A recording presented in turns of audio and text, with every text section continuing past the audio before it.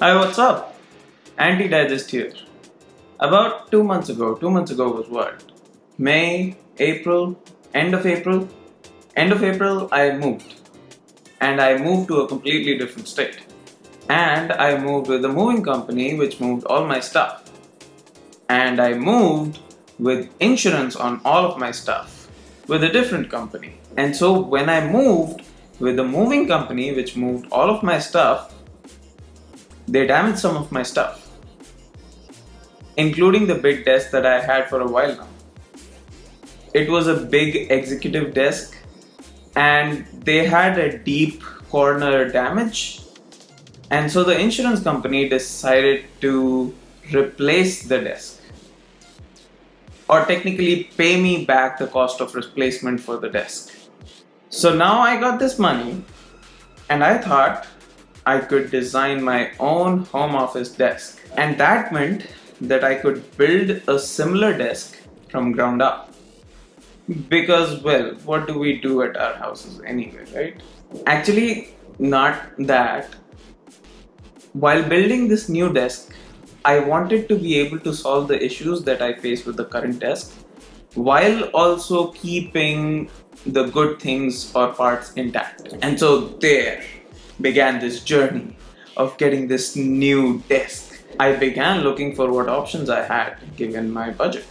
Full disclosure, I was able to build this desk without having to spend anything out of my pocket, which I think would be the best outtake from this. Okay, so the first issue that I had with this desk was the ability to swirl around in my chair. You couldn't just move a bit to the left or to the right. You have to sit straight. The drawer sets on both sides hindered my ability to move at all. And this was my chance to fix it. Another issue with the desk was it was not a sit-stand desk.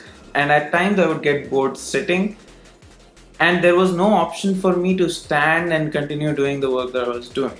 So this was my chance to solve both of these issues. A good thing that I wanted to keep with the new desk was the size of the desk.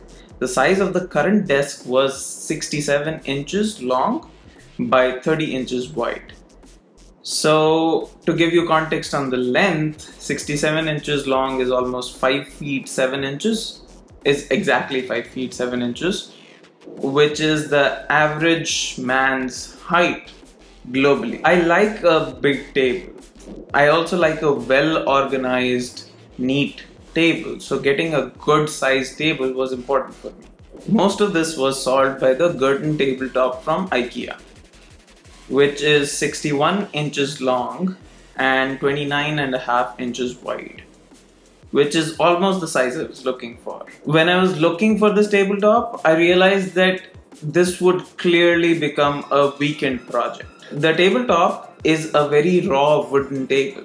The main disadvantage with that is if you place a glass of water on the table and it leaves a ring, the stain will stay and you literally have to sandpaper the stain out. So looking more into this, I realized that a lot of people would stain and polish this tabletop to give it a good finish. And I like the idea of making this a project that I could work on myself. With more research and some advice from the Home Depot guy, I bought this dark walnut color stain and matte water-based polyurethane. Dark walnut color because it's a pretty popular color, and I saw a bunch of YouTube videos which showed this color and it looked pretty good after the finish. Also, I have a bit of a darker version of the same color as on my coffee table. And so I thought color matching could be a good idea. The polyurethane is to protect the table from any type of stain. There are two types, by the way. There are oil-based as well as water-based. The water-based one dries quickly. I mean, I wanted it to be a project, but I did want it to get done over the weekend. So I applied the stain on the bottom side, then wiped it off. Then I applied the stain on the top and wiped it off, and sides and wiped it off. Once done with that, I decided to do 4 coats of polyurethane which the minimum recommended would be 3, but I think I was just enjoying the process too much. The process for that is you apply one coat, then you sandpaper, and then you apply second coat and you sandpaper, and you apply the third coat and fourth coat, and so on. So until you apply the final coat, which you don't sandpaper. A couple of things with the tabletop and prepping it. If you're anything like me, then you'll take your sedan to the IKEA store and try to fit the tabletop in a car for which the back seat doesn't roll down. And again, if you're anything like me, then you would rather pick up the table yourself and walk all the way from your car to the apartment. And again, if you're anything like me, you would pick up the table yourself and turn it over every time you want to switch between the top and the bottom. And finally, if you're anything like me, you would not put the tabletop in a comfortable position so you could either sit or stand while you do the sandpaper or while you paint. So basically, if you're anything like me, then you would do everything you can to break your back, which I would not recommend. I got better with rest, but you don't want to risk damaging your back permanently. So that was the tabletop. For the bottom half of the desk, or technically the bottom full part of the desk, I looked up a bunch of websites with good quality sit and stand desk frames.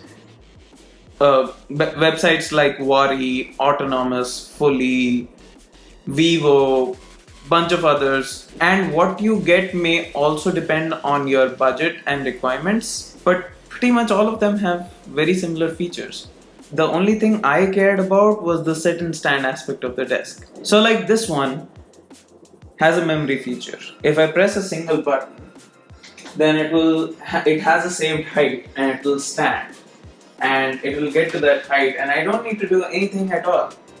And hey, camera, my eyes are up here. The only thing I cared about was the sit and stand aspect of the desk. And so I did some in pin, safety pin, in pin, out, and got to Autonomous and ordered the home office frame. If you decide to buy the same, then I'll put a link in the description below. If I find a referral link or a referral code, then I'll put that. I was actually so excited by getting the frame that the day it arrived, I started unpacking and setting it up. I mean, I had the desk set up a week before the frame arrived and I was eagerly waiting. In my excitement, I screwed up the assembly of the table twice. The first time, I screwed into the tabletop first, which I later realized that the frame needs to be completed first and then you put it on the table or screw it on the table. The second time, I forgot to screw in a bunch of screws at certain places which were meant to be there for stability. And so I got really pissed at myself and had to take everything apart and put it back again and take everything apart and put it back again. What should have taken less than an hour or so took almost 3 hours to get done. The first time I put it all together, I did it very carefully. I drilled holes before screwing in the screws and I took care of not damaging the table and or the floor. The second and the third time I was just like, get it done bro, which I thought was funny. Anyway, quick care point, get a friend to help you lift the frame. It's kinda heavy and you would have to extend it pretty wide in order to fit the tabletop. So that was my setup. Later I threw in a keyboard and mouse pad when I realized that my fingernails were kind of scratching the tabletop. I might add headphone mounts later and maybe some other stuff. But this was super time consuming and maybe I could have done it better. But no matter what, I had so much fun. Thanks for watching and see you in the next one.